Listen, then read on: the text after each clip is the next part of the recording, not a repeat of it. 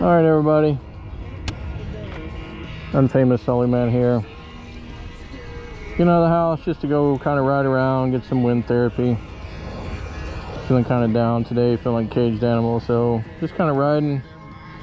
Nowhere in general, just a ride. Because sometimes you have to. There we go. So you can see where I'm headed to.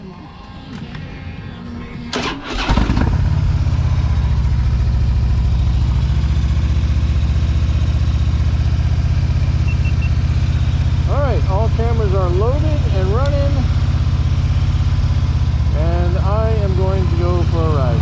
Alright, all cameras are loaded and running. And I am going to go for a ride.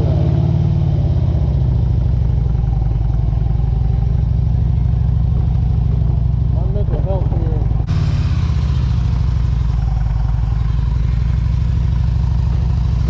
My mental health here lately hasn't been the best. Yeah, I know I sound like all happy and jovial on the camera, but that's because I feel like I have to. So now I'm kind of being a little bit more real and breaking it down to where today I've just been a little down, super stressed. It seems like no matter what, I feel like I can't catch a break, or I feel like I'm worthless or something like that. Yeah, I know I sound like all happy and jovial on the camera, but that's because I feel like I have to. So now I'm kind of being a little bit more real and breaking it. So need to get a little wind therapy, motorcycle therapy. Because I'm telling you, even though I've had decent experiences with my VA here in Minnesota, it seems like the one thing where they're still kind of lacking, and although they're trying, is mental health. It seems like it always takes forever to get anything with mental health here, just anywhere. Hey, here in Minnesota, it seems like the one thing where they're still kind of lacking, and although they're trying, is mental health. It seems like it always takes forever to get anything. Like if I wanted to get an appointment for mental health, if I really wanted to get in and be seen, I would almost have to be like, hey, you know what, I'm feeling like I want to hurt myself or commit suicide or something, and then I'd be admitted to the ER and be admitted really quick. But little history, at one time in my life I almost did kill myself. I was in a very, very low place in my life with the Army, and the marriage I had at that time, which is not the marriage I have to Alicia. This happened before Alicia, my wife now. And I just kind of went off the deep end, and I swore I'd never go back to that place. And I do a lot to try to keep from getting back to that place. Although I've had low spots and spots where I feel like, you know, I'm like the most worthless person on the planet, I still realize that I have a lot to live for, mainly my kids. And I'm not going to take my life to leave them without their father. So that's why right now I'm kind of getting out and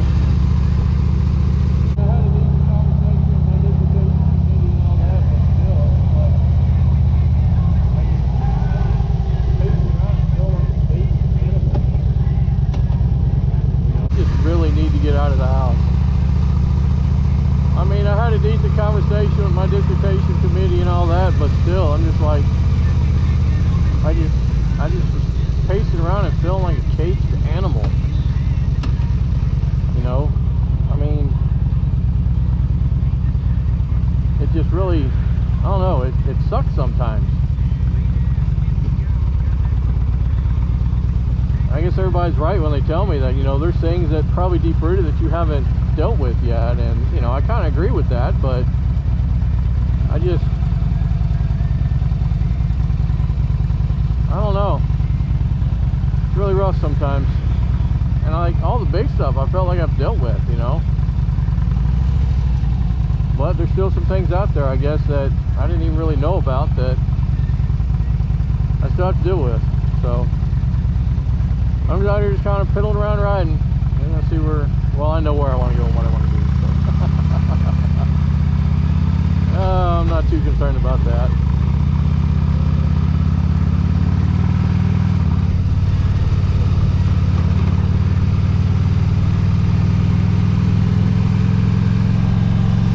Go up here to 160th and hang a left and go across Cedar and go up to Pilot Knob, and then Pilot Knob probably all the way down to 140th, and then 140th in somewhere. I don't know. I'm gonna come in here and practice some U-turns first.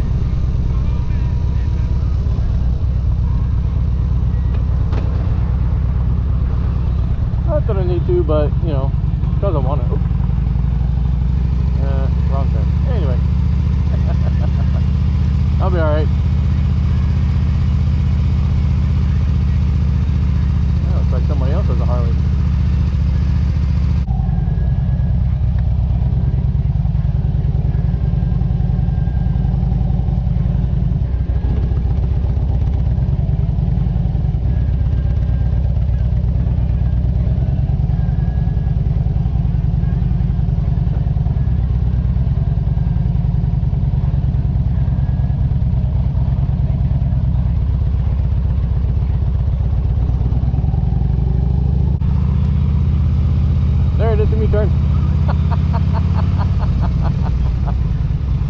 Now to continue on with my life.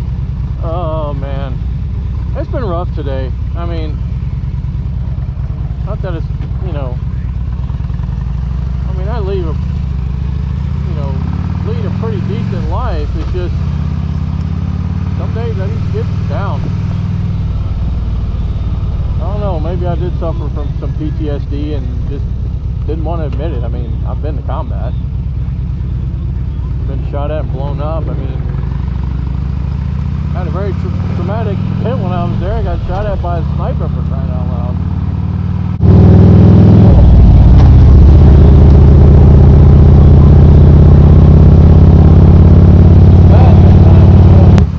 It's just bad sometimes, you know. I mean, combat changes you, and it normally doesn't change you for the better.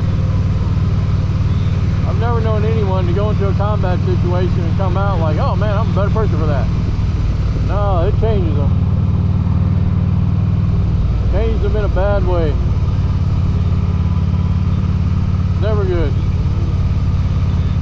And my mom and dad know that, you know, I'm not the same man that now that I was before I went to combat. I mean, I'm not the same jovial, laugh it up guy, fun guy that I was even before I got married to my first wife. So it's bad sometimes. You don't always come out of things how you want to come out of them. You very rarely do.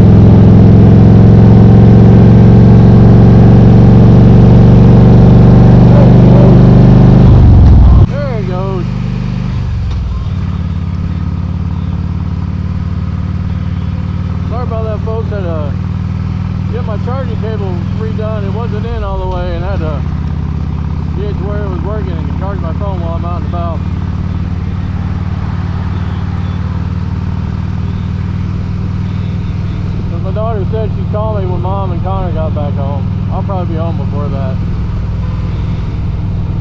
But anyway, back to my stories and whatnot. I mean, I've been officially diagnosed with anxiety and depressive mood disorder, and anxiety does get the better of me sometimes, and it does lead to depression. I get anxious about stuff and I can't do anything. I'm locked up and I don't want to leave the couch or go, and it's like a forced effort to try to, you know, get out. I'm not always successful at it. I know it frustrates my wife if she wants me to do stuff, and I just get locked in on the couch and, you know, just kind of slip into what's called my nothing box, and I can't move. It's not that I'm afraid of anything in the house, it's just things they kind of get overwhelming with everything, and I lock up. I mean, that doesn't make me a bad person, I just suffer from things.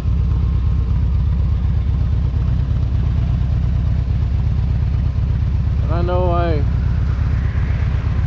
not a big fan of crowds, that's for sure. I have this thing here called the Minnesota State Fair, and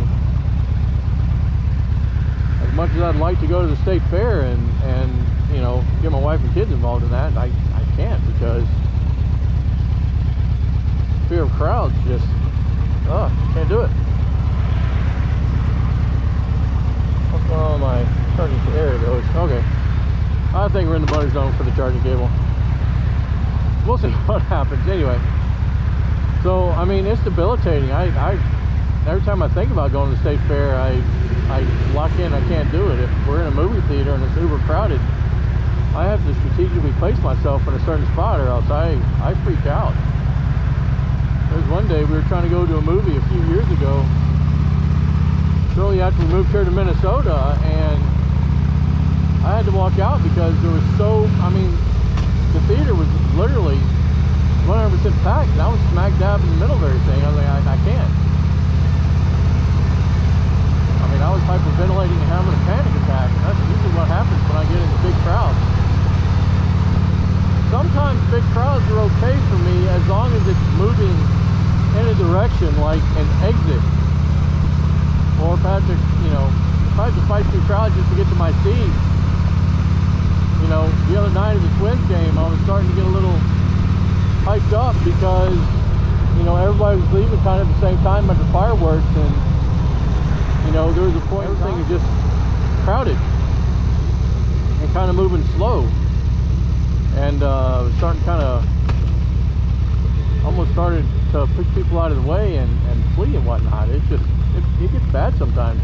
I'm not gonna lie. Situations like that, it's just,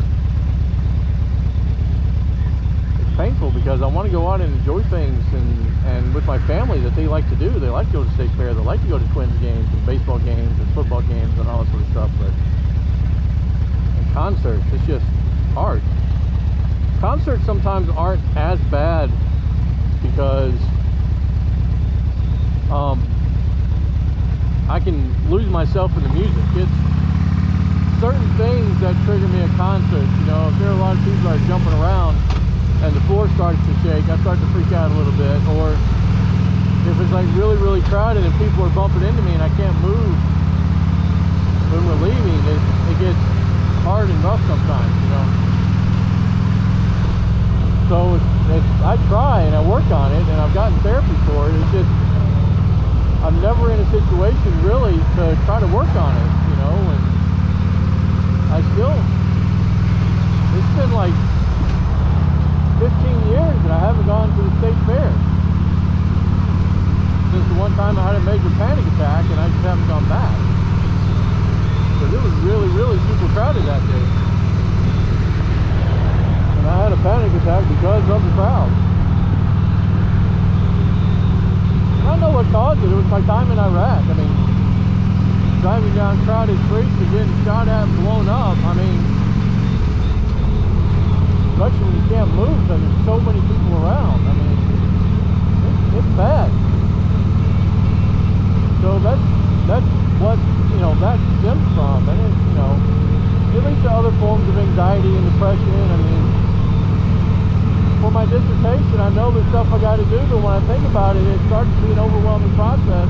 Even though it's a simple thing with simple edits, I end up just blocking it out, and I can't make myself do it.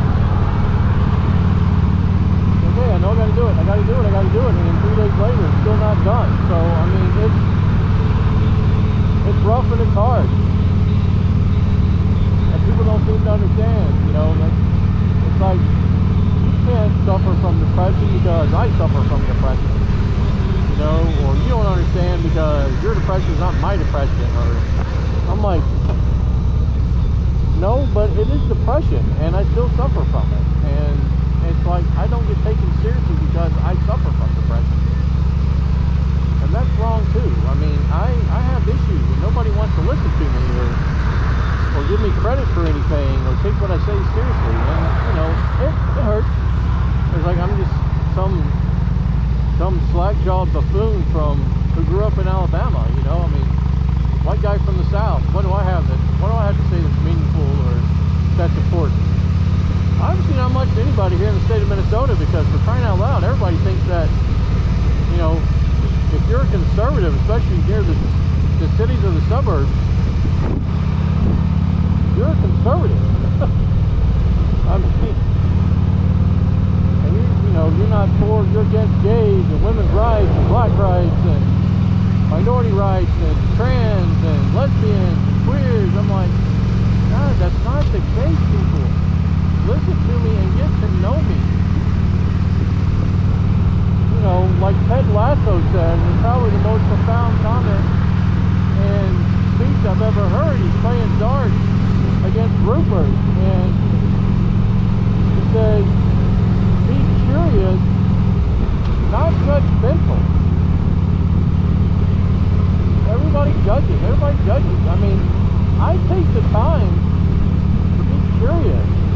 Yeah, I might initially be a little judgmental or prejudging, you know, because I don't know the situation just yet, but I always try and take the time to question, you know, and get to know somebody and ask, and it's just hard sometimes because people don't always do that. And really, honestly, they need to.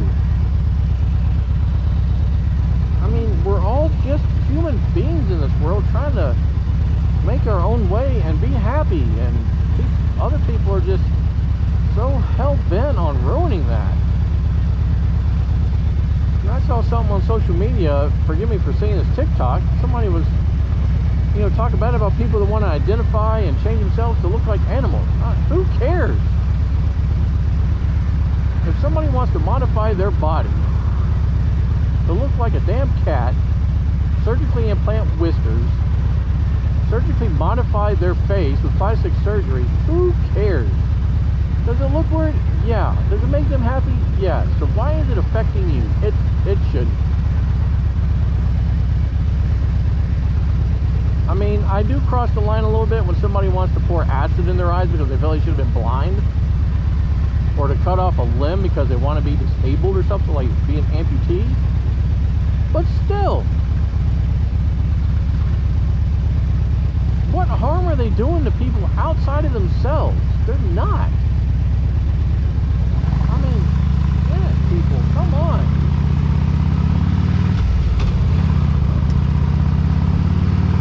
Like, let people be who they want to be. I mean, heck, I'm pretty sure people think I'm weird because I got tattoos, I'm 50 years old, and I ride a motorcycle. Some people think it's cool. Some people think I'm the spawn of Satan. You don't care what those people who think I'm the spawn of Satan feel about me? Hell no. You know why? Because riding a motorcycle makes me happy.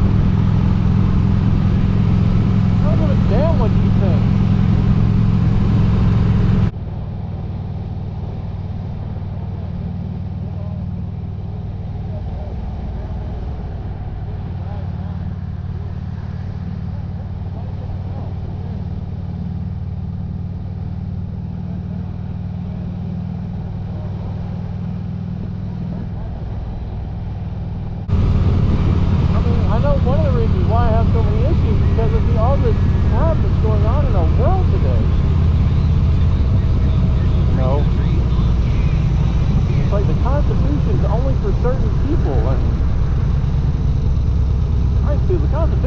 Everybody. Lottie-dottie everybody.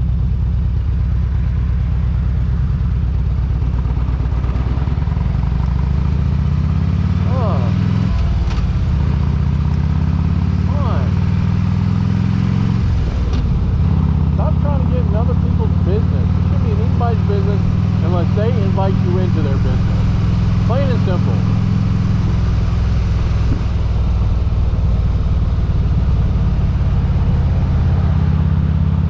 I'm going to go down to McAndrews. I feel like riding McAndrews a little bit today. Why? Because I can.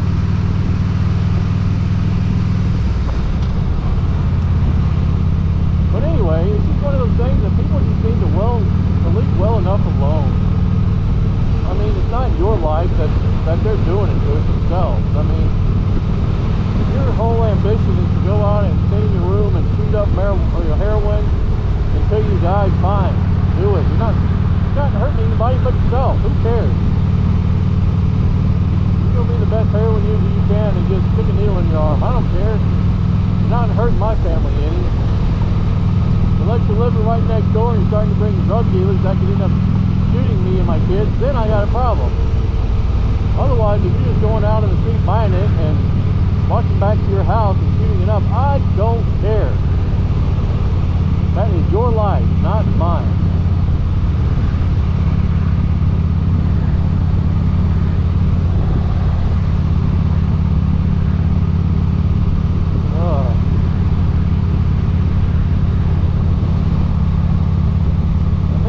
Bothers me too, and the government and this country that I gave 20 years of my life to fought in a war for. Left part of me over there for crying out loud. I mean, yeah, I bled over there. It happened. No, I've seen death over there. It happened. All the stuff that I've seen and done while I was an MP just to save people's lives, to have an impact. I mean, come on. And then have our government, our Congress, men and women act like freaking fools and idiots every damn day. Come on.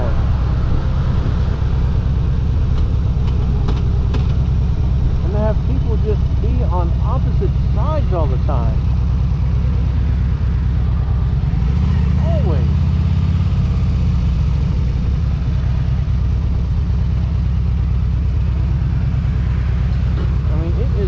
It's like, if you're not a Republican, you're against me. If you're not a registered Democrat, you're against me. I'm like, don't we have enough separation in our world? We got to sit there and add more? Now we're divided enough in this world. Why in the hell is our government going to do that to us?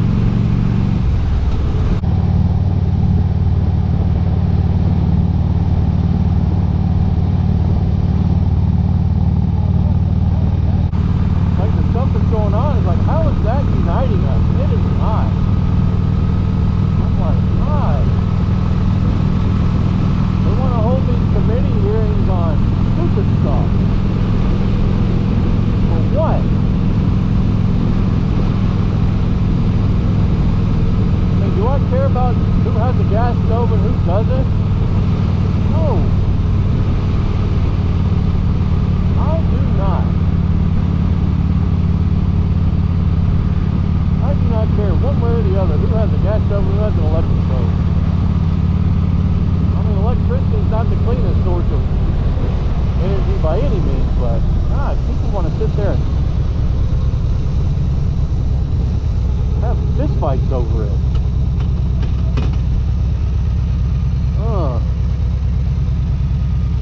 And all you people that are Trumpites or ultra MAGA people, Trump is not the savior of this world. No, he is not a good person. He's never served in the military. He's a failed businessman. Most of his money was handed down to him from his father. And he goes and breaks the law as a president. People want to say, well, what about Joe Biden? What about Joe Biden? Okay, Joe Biden found this stuff, realized he had it, and he turned it in. They asked for it, and he gave it back. Trump did not. Trump tried to claim all that stuff as his documents. They were my documents. No, they're not. They're the government's documents, which means that they're the people's documents.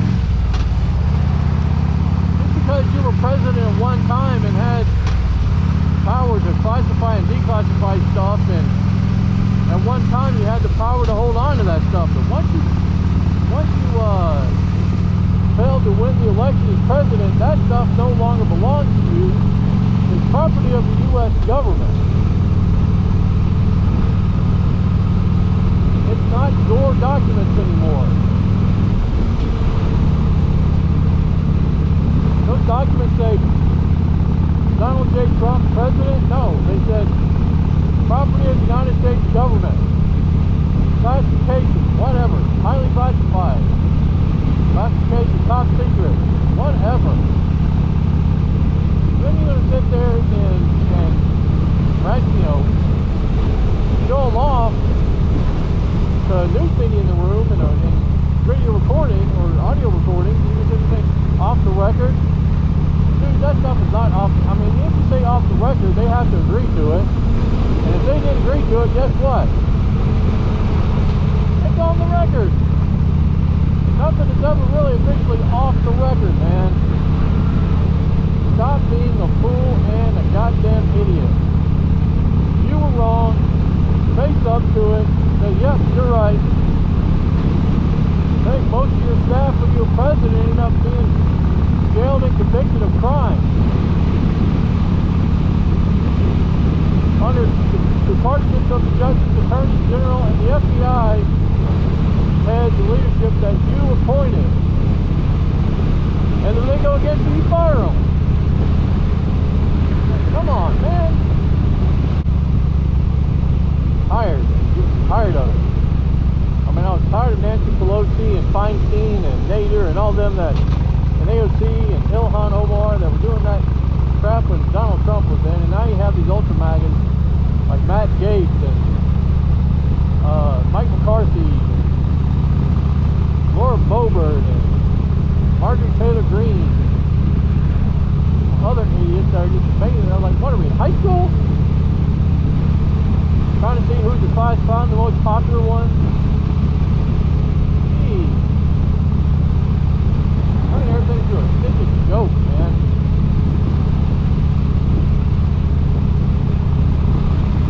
Stupid. Really just freaking irritating what happens in this world in our own government. No wonder we're a joke now. Laughing stock. The Republican Party that used to be for the military is wanting to cut funding to the military. I'm like, ugh. People, come on. Wanting to add taxes and increase taxes and raise taxes to the middle class, which now there's no middle class really technically. I mean, if you're not making over $100,000 a year, you're poor. Like me, I mean, with my job and my military benefits and pension and disability, yeah, I'm barely peeking into that $100,000 a year, but God, I'm finding it hard to even try to get a loan for a house. And all this stupid, stinking red tape they make you go through. I am tired and done with everything. I mean freaking everything. Alright, I'm going to go up to County Road 11 and go back down 150th and then head home. Folks, I'm just trying to vent and get the wind in my face because I'm crying out loud. I sure as hell need it. I need it. I am so done with everything. I need a huge win in my life to really make it seem like everything I'm doing is worth it. I mean, yeah, I know in the long run and the short run my research is important to me and the autism community and whatnot, and there's room for different phases of it in the future and whatnot, but oh my God, I need a win. But I don't know if I'm going to get that win. It seems like when I get close, there's always something that just knocks me right in the damn gut.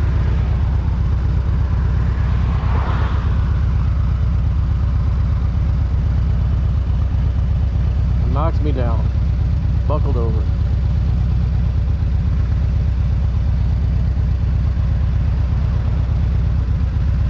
I will say this, talking to the camera and talking to the audience has, and while I'm riding, has made me feel a little bit better.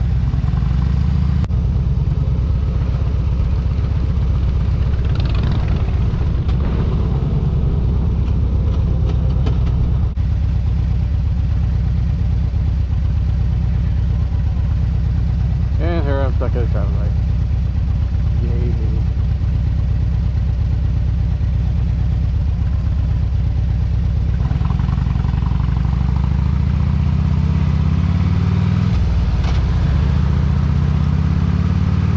Oh man.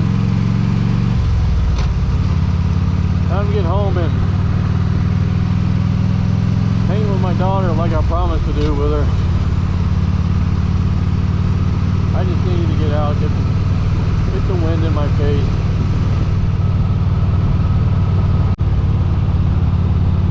All in all, it's a pretty good ride. I mean, I just needed to get out. Probably about like 11, 12 miles worth. Not too far, but needed to get Candy out. I needed to get out. I feel better.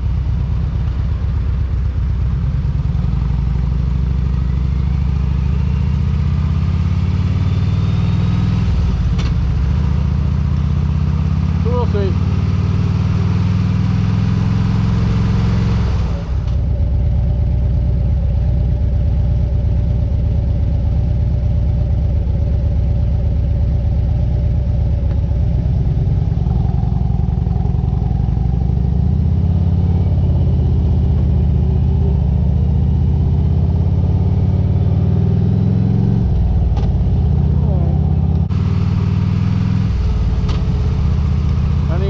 Print out my song lyrics. I got a recording session tomorrow and I need to get some practice in to make sure it's smooth and whatnot, so I'll make the most of my time.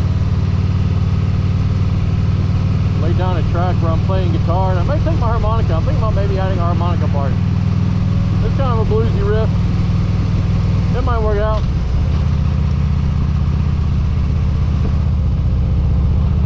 Where I have the electric guitar solos, I may make those harmonica solos and play over the top of them. I haven't cut those out. Oh, that would be so awesome if I did that. I mean, you don't need you don't need guitar riffs or anything like that, do you?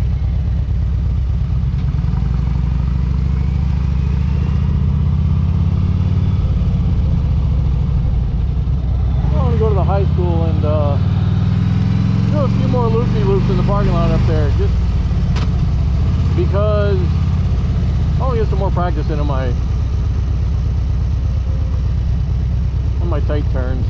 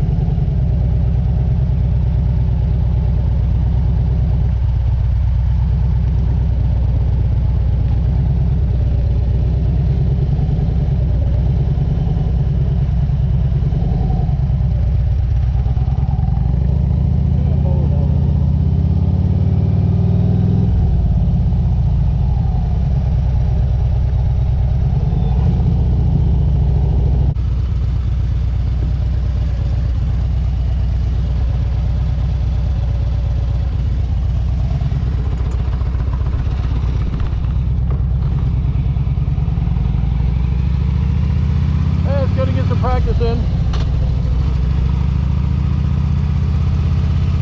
Something I don't do enough and I need to do more of.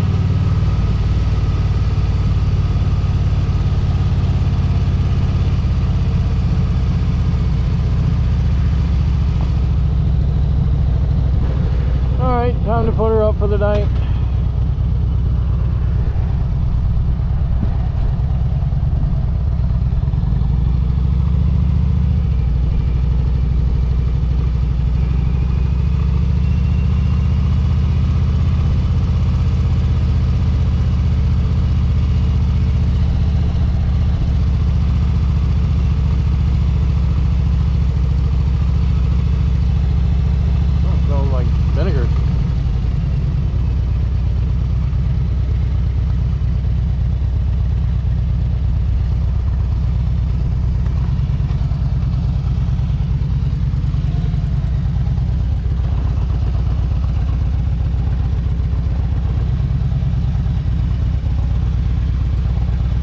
Well, here I am back at home. Thank you for allowing me to vent, Sully Nation. Unfamous Sully Man is going inside. Keep your knees in the breeze, rubber side down, wind in your face, and life is a sport. Every day is a game day.